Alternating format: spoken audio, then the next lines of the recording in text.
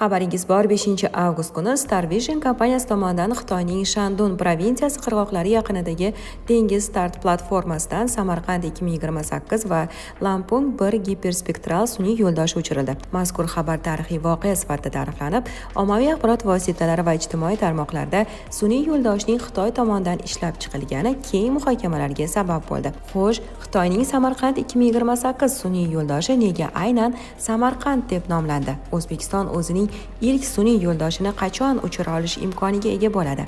Ushbu kosmik amaliyotlardan yurtimizdagi sohalarga qanchalik foyda kelishi mumkinligi to'g'risida lavhamiz davomida batafsil ma'lumot beramiz. Bugun o'zbekistonliklar uchun, xalqimiz uchun juda ham katta tarixiy voqea amalga oshdi. Ya'ni Samarqand 2028 nomi ostidagi sun'iy yo'ldosh orbitaga muvaffaqiyatli uchirildi. Juda ham ko'plab savollar bo'ldi. Ushbu sun'iy yo'ldosh qaysi davlatga tegishli? Bu sun'iy yo'ldoshning nomi nega Samarqand deya nomlandi va kim bilan hamkorlik aloqalari amalga oshirildi deb avvalo aytish kerak, ushbu tarixiy voqea mustaqilligimizning 35 yilligi uchun xalqimizga katta bir tuhfa bo'ldi desam ham bo'ladi. Va O'zbek kosmos agentligi bir necha yillardan buyon faoliyat olib borayotgan bo'lsa, xalqaro maydonda juda ham ko'plab loyihalarda ishtirok etyapmiz va ayni shu loyihalardan biri bu Xitoyning Starvision kompaniyasi bilan hamkorlikda. Xitoyning Starvision kompaniyasi yaratgan sun'iy yo'ldoshga ular Samarqand 2028 nomini berdi. Bu O'zbekistonning o'zining shaxsiy yoki birinchi sun'iy yo'ldoshi emas. O'zbekiston ushbu kosmik missiyada hamkor sifatida ishtirok etdi. Ya'ni avvalo ushbu sun'iy yo'ldoshga Samarqand 2028 nomi berildi va yana bir muhim jihati, tarixda ilk bora Uzkosmos muhandislari ushbu sun'iy yo'ldosh uchun sun'iy intellekt modulini yaratib berishdi va bu modul qaysidir ma'noda sun'iy intellektning yuragi hisoblanadi va u sun'iy intellektning bortiga muvaffaqiyatli integratsiya qilindi hamda bugun erta tongdan orbitaga muvaffaqiyatli uchirildi. Endi qisqacha nomiga to'xtalib o'tsam, nega aynan Samarqand 2028 nomi berilgani?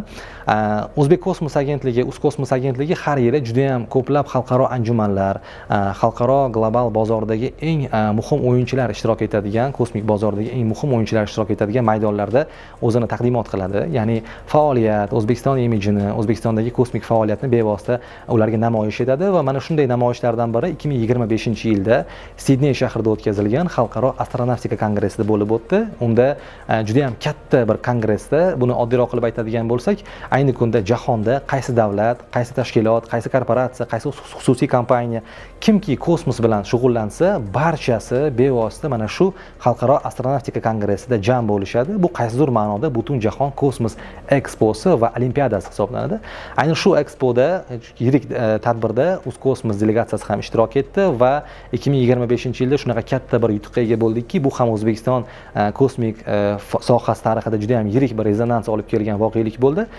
Ilk bora Markaziy Osiyo mintaqasida O'zbekiston 2028-yilda Samarqand shahrida mana shu yirik xalqaro kongressni qabul qiladigan va unga mezbonlik qiladigan bo'ldi. Mana shu imkoniyatni qo'lga kiritdi va mana shu bizni yutug'imizdan ilhomlangan holda hamkor kompaniyamiz Starvision kompaniyasi o'zining giperspektral sun'iy yo'ldoshiga Samarqand 2028 nomini berdi. Albatta Samarqand nomi ramziy ma'noda ham juda ham katta ma'noga ega. Sababi azaldan o'sha Mirzo Ulug'bek bobomiz ham bevosita o'zlarini o'sha observatoriyalar orqali bevosita astronomiya sohasiga va boshqa ko'plab sohalarga hissa qo'shgan, tamal toshini qo'ygan va Samarqand 2028-yilda yana bir bora yirik katta kosmos shaharchasiga aylanishi qayd etildi. Bu biz uchun juda ham katta g'alaba bo'ldi. Bu O'zbekiston uchun juda ham katta g'alaba bo'ldi. Sababi buni tagida albatta davlatimiz rahbari tomonidan olib borilayotgan ochiqlik siyosati va O'zbekistonda amalga oshirilayotgan keng qamrovli islohotlar, xususan kosmik yo'nalishda ham. Ayni nom shu bilan bog'liq bo'ldi, sun'iy yo'ldoshga qo'yilgan va yana bir ushbu missiyadagi hamkorlik doirasidagi hamkorlik missiyasidagi yana bir muhim ishtirokimiz O'zbekistonning ishtiroki bu o'sha yuqorida aytib o'tganimdek Uzkosmos agentligi mutaxassislari tomonidan yaratilgan sun'iy intellekt moduli bo'ldi. Aslida yerni masofadan zondlashga ixtisoslashgan sun'iy yo'ldoshlar, ya'ni o'sha yerlarni masofadan zondlagan holda, suratga olgan holda ushbu suratlarni demak mamlakatning iqtisodiyotini rivojlantirish uchun ma'lum bir tarmoqlarga taqdim etadi. O'zbek kosmos agentligi ham faoliyat boshlaganda juda ham ko'p savollar bo'lgandi. Ya'ni nega bizda kosmos agentligi bor, lekin o'zimizning sun'iy yo'ldoshimiz yo'q? Nega bizda kosmodrom yo'q? Nega bizda fazogirimiz yo'q? Bizda iqtisodiy imkoniyatlarimiz yetarli emasmi degan savollar juda ham ko'p bo'lardi. Yo'q, bizda barcha imkoniyatlar yetarli edi. Faqatgina biz avvalo bir necha yillar davomida umuman to'xtab qolgan sohani qaytadan tashkil etib, ushbu soha uchun avvalo O'zbekistonda bozor yaratishga intildik. Ya'ni o'sha yerni masofadan zondlash texnologiyalari orqali biz davlat kosmik monitoringini ishga tushirib, O'zbekistonning eng muhim iqtisodiy tarmoqlari, bu ekologiya, geologiya, suv xo'jaligi, o'rmon xo'jaligi, yer munosabatlari va boshqa shu kabi muhim bo'lgan tarmoqlar uchun sun'iy yo'ldosh suratlarini qayta ishlagan holda ma'lumotlarni taqdim etishni boshladik. Bu an'anaviy ma'lumotlardan tubdan farq qiladi. Bunda inson omili ishtirok etmaydi. Taxminiy statistikalar, qandaydir o'sha doimiy qo'llangan mahalliy yoki qanaqadir doimiy uslublar bo'lmaydi. Bunda bevosita sun'iy intellekt modullarini qo'llagan holda sun'iy yo'ldosh suratlarini qayta ishlab, ma'lumotlar avtomatlashgan holatda, raqamlashgan holatda taqdim etiladi. Mana shu yerni masofadan zondlashga ixtisoslashgan sun'iy yo'ldosh, Samarqand 2028 sun'iy yo'ldosh ham bevosita mana shunga mo'ljallangan, ya'ni yerni masofadan zondlashga. Avvallari yerni masofadan zondlash sun'iy yo'ldoshlari suratlarni yerga, ya'ni o'sha punktlarga taqdim etgan bo'lsa, mana biz bu yerda muhandislar bilan u suratlarni qayta ishlab, keyin sohalarga taqdim etganmiz. Endi Uzkosmos agentligi mutaxassislari tomonidan yaratilgan sun'iy intellekt moduli orqali esa biz ushbu sun'iy yo'ldosh bevosita orbitani o'zida mana shu suratlarni qayta ishlagan holda, qayta ishlangan suratlarni bevosita yerga taqdim etishi mumkin bo'ladi. Bu juda ham katta qulaylik taqdim etadi. Vaqtni va o'sha hajmni kamaytirishga juda ham katta yordam beradi. Sababi kosmik suratlar juda ham katta hajmda bo'ladi. Ularni yuborish, ularni qayta ishlash juda ham katta vaqt oladi. Bizni muhandislarimiz tomonidan yaratib berilgan sun'iy intellekt moduli esa mana shu imkoniyatlarni minimallashtirish, optimallashtirishga yordam beradi. Bu kosmik bozorda qaysi o'rmonida juda ham katta loyiha hisoblanadi. Ayni shu loyihada Uzkosmos mutaxassislari juda ham muvaffaqiyatli ishtirok etishdi.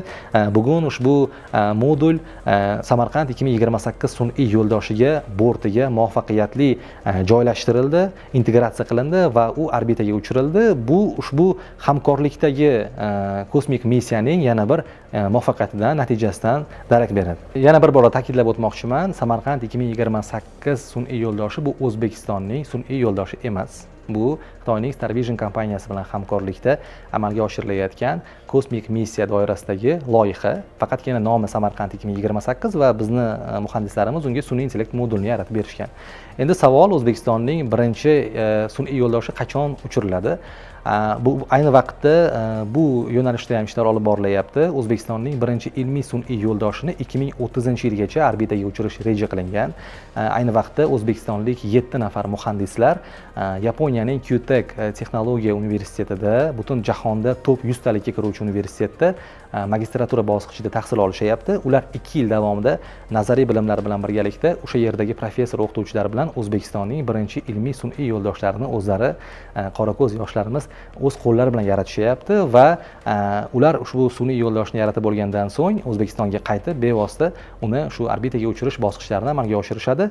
Davlatimiz rahbarining tashabbuslari bilan ushbu birinchi ilmiy sun'iy yo'ldoshga Mirzo Ulug'bek nomi berildi va bu ham biz uchun juda katta faxr va iftixor berdi. Sababi shu boboyimizni, shu aynan kosmos sohasiga tamal toshini qo'ygan juda katta ajdodimizni ismlari bilan bizni ilk sun'iy yo'ldoshimiz nomlanadigan bo'ldi.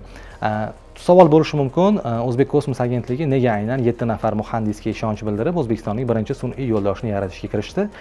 To'g'ri, biz o'sha xalqaro jahonda juda katta tajribaga ega bo'lgan, qaysidir sun'iy yo'ldoshlarni yaratish bilan shug'ullanuvchi g'arb kompaniyalariga yoki boshqa bir kompaniyalarga buyurtma asosida ushbu sun'iy yo'ldoshni tayyorlatishimiz mumkin edi. Faqatgina shu sun'iy yo'ldoshga o'zimizning brendimizni joylashtirgan holda orbitaga uchirardik. Lekin biz u yo'ldan ketmadik. Davlatimiz rahbarining o'sha oqilona siyosatlari, o'sha strategik rejalari asosida biz avvalo mana shu sun'iy yo'ldoshlarga xizmat ko'rsatuvchi yoshlar sinfini tashkil etishga harakat qildik va butun respublika bo'ylab tanlov e'lon qildik. Yaponiyalik professorlar bilan hamkorlikda 7 nafar magistrantni bevosita Kyutek universitetida o'qitish va shu orqali biz o'sha sun'iy yo'ldoshlarga xizmat ko'rsatuvchi yoshlar guruhini shakllantirishni reja qildik. 7 nafari tanlab olindi va ular hozir tahsil olishyapti Yaponiyada. 2027-yilning so'ngiga qadar tahsil olib, nazariy amaliy bilimlarini yakunlab O'zbekistonga qaytishadi va shundan keyin sun'iy yo'ldoshni uchirish bilan bog'liq bo'lgan texnik va boshqa boshqa bosqichlarga o'tiladi. 2030-yilga qadar birinchi ilmiy sun'iy yo'ldoshimizni orbitaga uchirish reja qilingan va bu bilan cheklanib qolmaymiz va rejalarimiz bor. Shu yoshlar orqali biz O'zbekistonda aynan kosmik texnologiyalar bilan shug'ullanuvchi, kosmik apparatlarni yig'uvchi, ya'ni sun'iy yo'ldoshlarni o'zlari yasovchi yoshlar jamoasini ham shakllantirmoqchimiz. Balki qandaydir o'sha texnologik byurolar yoki shunga o'xshagan qandaydir bir o'sha punktlar orqali yoshlarni aynan shu yo'nalishga jalb qilmoqchimiz. Bu loyihalarni amalga oshirishimizdan asosiy maqsad bu o'sha StarVision kompaniyasi bilan amalga oshirishimiz, unga Samarqand nomi berilishi, o'zimizning ilk sun'iy yo'ldoshimizni yuborishimiz orbitaga. Buning tagida yotgan asosiy maqsad bu avvalo yoshlarda muhandislikka, texnokratiyaga, texnologiyaga bo'lgan muhabbatni uyg'otish, ularning demakki nazarlarida O'zbekistonni qahramonlarini yaratish, ya'ni qaysidir yosh shuni o'z qo'li bilan yaratganini ko'rsa, albatta unda ayni shuni amalga oshirish ishtiyoqi paydo bo'ladi. Haqiqatan biz qila olishimizga bo'lgan umid paydo bo'ladi. Sababi bizda bunga ham imkoniyat bor, ham qonimizda shunaqa bir bizda nima deydi? Shunaqa bir anaqamiz bor. Biz aynan muhandislik yo'nalishida bu ishlarni amalga oshira olamiz. Asosiy maqsadimiz shu va shu bilan birgalikda mamlakatimiz iqtisodiyotini rivojlantirish, sohalarni raqamlashtirishda ham bevosita sun'iy yo'ldosh imkoniyatlaridan foydalanmoqchimiz. Aslida mana hozir biz ko'proq yerni masofadan zondlash sun'iy yo'ldosh haqida so'z boryapti. Aslida sun'iy yo'ldoshlar bir necha turga bo'linadi. Bu telekommunikatsion sun'iy yo'ldoshlar, internet, aloqa tizimlari uchun xizmat qiladigan sun'iy yo'ldoshlar bo'ladi, lekin biz hozir so'z olib borayotgan sun'iy yo'ldoshimiz bu CubeSat turidagi sun'iy yo'ldosh, bu ilmiy kichik sun'iy yo'ldosh hisoblanadi. Biz hozir juda ham katta sun'iy yo'ldoshni orbitaga chiqarib, undan foydalanish niyatimiz yo'q. Biz hozir ilmiy sun'iy yo'ldoshni orbitaga chiqarib, undan o'sha yerni masofadan zondlash texnologiyalari yordamida foydalanmoqchimiz. Ayni vaqtda biz o'sha hamkor tashkilotlarimizdan kosmik suratlarni olamiz. Ya'ni o'sha koinotda o'zini yuzlab sun'iy yo'ldoshlarga ega bo'lgan kompaniyalar bilan hamkorligimiz bor va ulardan sun'iy yo'ldosh suratlarini olib, qayta ishlab, sohalarga taqdim etamiz. Agarda o'zimizni demakki sun'iy yo'ldoshimiz bo'lsa, albatta bu ehtiyojimiz biroz qoplanadi. Ya'ni o'sha bizni olayotgan suratlarimizni o'zimizni sun'iy yo'ldosh taqdim etish mumkin bo'ladi. Lekin bir narsani ta'kidlash kerak, bir sun'iy yo'ldosh o'sha yer atrofini 3-4 kunda bir aylanib keladi. Bitta aylanib kelishi, masalan, O'zbekistonni suratga olsa, 3-4 kundan keyin yana shu nuqtaga kelishi mumkin.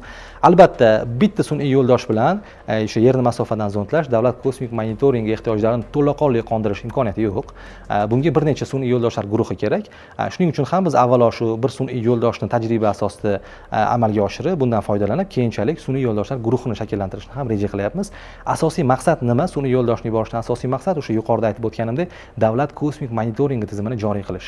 Ya'ni avvallari misol sifatida aytib o'taman, avvallari masalan yer munosabatlari yo'nalishida oladigan bo'lsak, kadastr yo'nalishida ko'plab jarayonlar inson omili bilan amalga oshirilgan va endi inson omili bilan amalga oshirilgan jarayonlarda bevosita korrupsion holatlar, g'ayriqonuniy qandaydir vaziyatlar yuzaga kelishi mumkin. Sun'iy yo'ldoshlar bilan agarda biz mana shu munosabatlarni monitoring qiladigan bo'lsak, u yerda faqatgina raqamlar va sun'iy yo'ldoshdan olingan suratlar so'zlaydi. U yerda inson omili ishtirok etmaydi. Qayerda noqonuniy qurilish qilinayotgani, qayerda qanday holatlar yuz berayotgani, yerimiz bilan bog'liq qanday vaziyatlar bo'layotganini biz bemalol ko'ra olamiz.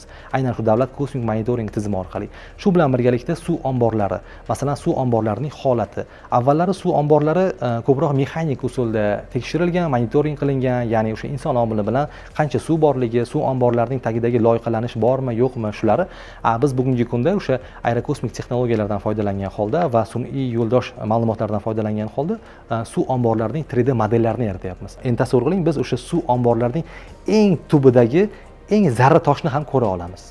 Ya'ni avvallari biz o'sha suv omborida mana shuncha million kub metr suv bor deya o'sha taxminiy statistika bilan bergan bo'lsak, aslida biz tekshirganimizda shunaqa narsa bilindiki, ushbu suv omborining tagidagi qanchadir miqdori bu loyihalanish esa suv miqdoriga kirmaydi. Demakki, u suv omborida belgilangan statistikadagi suv loyihalanishga nisbatan biroz kamroq bo'lishi mumkin. O'zbek kosmos agentligi esa bevosita mana shunaqa sun'iy yo'ldosh texnologiyalari yordamida mana shunday holatlarni aniqlab beryapti. Ya'ni har bir suv omborining aniq holati, aniq 3D modellarini yaratyapmiz. Bu nima bilan bog'liq? Suv omborlarida bilasiz, 80-90% bevosita qishloq xo'jaligi yerlariga, ekin maydonlariga yuboriladi.